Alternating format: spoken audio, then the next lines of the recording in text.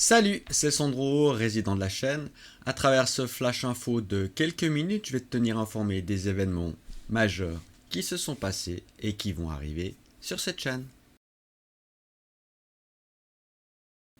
Avant de démarrer, un grand merci de ton soutien. Ça passe par ta présence durant les lives, tes commentaires à travers les différentes plateformes, comme ici sur YouTube, mais également Insta.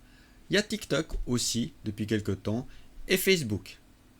Sans oublier tes réactions, bien évidemment, qui passent par le petit pouce bleu ou des cœurs, on trouve également sur différentes plateformes. Tout ceci, franchement, c'est de l'énergie renouvelable pour continuer à publier sur cette chaîne. En parlant de la chaîne, en mois de septembre, c'est son 6e anniversaire. Elle existe effectivement depuis 2019. Depuis 6 ans, elle se compose d'un certain nombre de choses, entre autres environ 270 vidéos, ce qui représente à peu près une quarantaine de pièces et environ une trentaine de playlists. Si on regarde quelques chiffres complémentaires, ça fait à peu près 44 000 vues en 2024 et aujourd'hui, en septembre 2025, on est environ à 46 000 vues. L'ensemble t'est mis à disposition franchement gratuitement, il n'y a aucun partenariat commercial avec qui que ce soit et le soutien de la chaîne, il est uniquement à travers ton petit pouce bleu. L'objectif reste la qualité, le partage, le plaisir de réaliser cette passion, ainsi que la bienveillance. Tout ceci, je le partage aujourd'hui avec environ 2000 abonnés. Franchement, je m'y attendais absolument pas pour une niche qu'est la mise en peinture de figurines historiques. C'est franchement inutile de te sortir la liste des palmarès que j'ai eu la chance d'obtenir durant les différents concours dans lesquels j'ai participé, du fait que c'est pas du tout un objectif en soi. L'objectif, il reste franchement pour moi uniquement le partage et surtout d'aller voir les pièces et les beautés des autres artistes.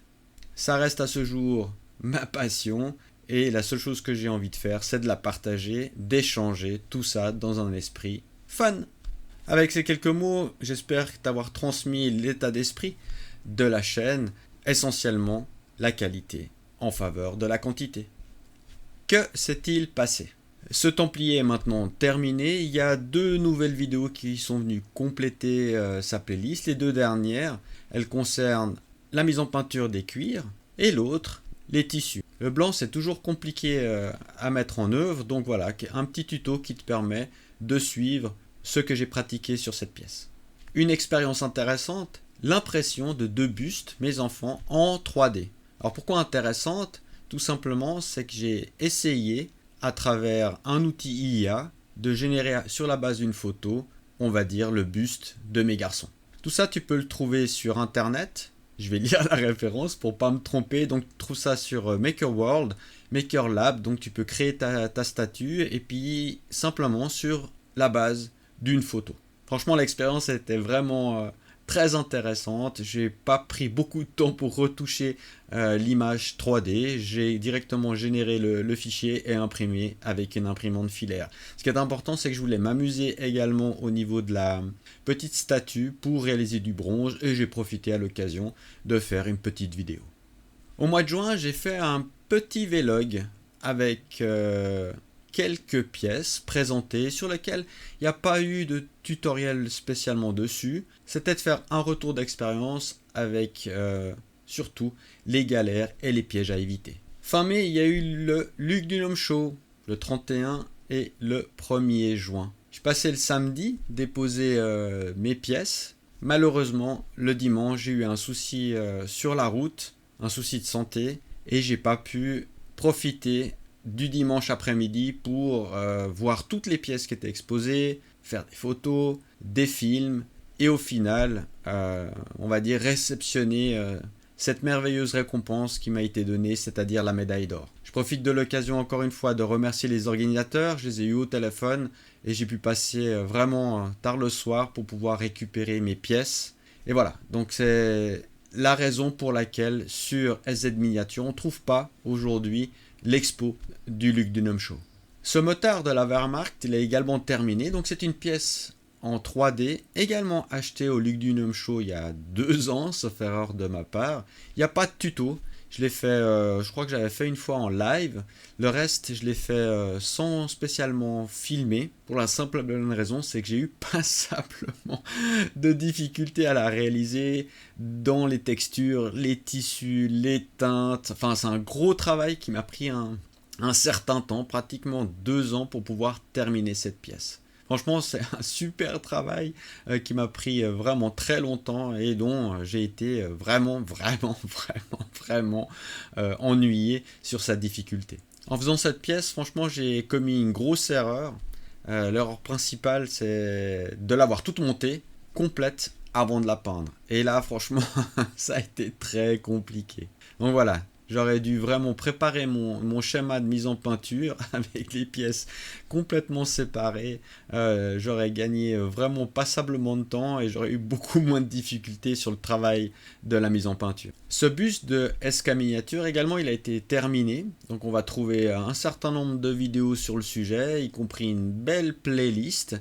Les Amérindiens, c'est pas vraiment quelque chose qui marche bien sur la chaîne. Je crois que c'est le 3e que je fais actuellement, mais c'est pas du tout important. L'objectif, c'était vraiment de faire cette pièce sur laquelle j'ai eu un coup de cœur en passant en 2024 au Luc Dunum. J'ai vu un artiste qui l'avait réalisé, il était dans la même catégorie et franchement j'ai kiffé cette pièce, j'ai trouvé incroyable, donc je l'ai acheté et je l'ai mise en peinture. Franchement, c'est hyper intéressant à réaliser et toutes les couleurs, franchement, c'est une pièce vraiment magnifique. Je suis vraiment très satisfait du résultat aujourd'hui.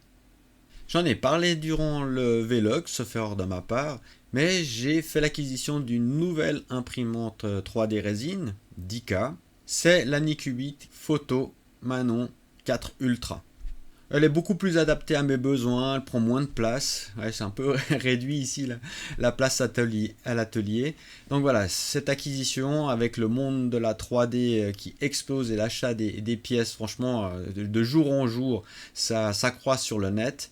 Donc cette acquisition va me permettre d'augmenter et de choisir des pièces un petit peu hors du commun de ce qu'on a l'habitude de voir sur cette chaîne. Je parle de ce qui s'est passé sur SN Miniature, mais on peut également parler de ce que j'ai raté. J'ai raté le World Expo Model 2025 à Versailles. Malheureusement, la période, elle tombait en plein démarrage de mes vacances d'été avec mes enfants, donc ceci explique cela. Par contre, je remercie absolument tous ceux qui ont publié des vidéos, des photos sur la toile. Franchement, j'en ai pris plein les yeux à travers tout ce que vous avez publié. Franchement, c'était hyper beau. Il y a un grand nombre de modèles. J'aurais bien voulu être présent pour observer, naviguer parmi toutes ces créations, toutes ces mises en peinture. Et qui sait, à l'occasion, j'aurais pu rencontrer d'autres artistes et échanger sur notre travail et notre passion.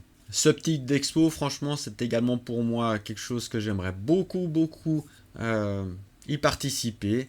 J'espère que ce sera dans un avenir assez proche. Que va-t-il se passer? Comme toujours, je vais garder un petit peu de mystère et des surprises, mais je vais partager avec toi l'essentiel. Ce bus, c'est mon coup de cœur du passage au Luc Dunum le samedi de cette année. Saria de chez Nautilus Miniature, il est bientôt terminé. Il me reste l'épée et peut-être la cape. Il y a quelque chose qui ne me va pas au niveau de la cape, ça manque de peps. Enfin, il faut que j'y travaille. Ça rumine actuellement au dernier étage, là où il y a toute la lumière. Voilà, il faut que je retravaille dessus. Il y a quelque chose qui me dérange. Actuellement, j'ai 6 sessions de peinture, à peu près de 8 heures dans les cartons. Il va falloir que je travaille avec l'ensemble de ces roches. J'avoue que ça devient de plus en plus compliqué de te proposer des tutoriaux. En effet, la manière dont je travaille aujourd'hui, elle est beaucoup moins séquentielle sur une pièce, étape par étape. Elle est vraiment itérative. Et pour proposer des vidéos, des tutos étape par étape, ça devient un petit peu compliqué. Donc voilà, je suis en train de réfléchir avec cette notion de session de peinture à t'offrir, à te proposer quelque chose d'un petit peu nouveau. En tout cas, au niveau de ces vidéos concernant cette pièce. Actuellement, il y a un vote qui t'est proposé pour choisir parmi 8 pièces quand même. C'est pas mal, hein. Je crois que c'est la première fois que je fais autant de pièces en mode vote. Pour le moment, c'est la pièce numéro 6 qui est en tête avec 14 votes. C'est une pièce de chez Cut & Sculpt. sur lequel tu peux trouver passablement d'autres modèles très intéressants, dont Toranaga, sur lequel j'ai fait uniquement le buste que j'avais exposé à Montreux cette année, mais également au Lugdunum Show. Tu peux y trouver quelques tutoriaux. Celui qui est très intéressant, c'est vraiment la mise en peinture de son visage. Donc si on part du principe que c'est cette pièce qui va gagner, et même si c'en est une autre, de toute manière ça ne changera pas le principe, les travaux ils vont démarrer au mois d'octobre, et comme d'habitude, je publierai des vidéos ici sur la chaîne. Le 15 et 16 novembre, je vais être présent et je vais participer à l'expo concours de mes amis de l'Amicale des maquettistes de Prilly. Ça se passe ici, en Suisse, à Cossonay, et j'ai la chance de pouvoir faire une démo le dimanche que je suis en train de préparer au niveau de la mise en peinture d'un buste ou d'une figurine. Nos rencontres en live, elles vont se poursuivre, même si elles sont pas fréquentes. Elles sont souvent à l'arrache. Quand je suis à l'atelier, je démarre le live.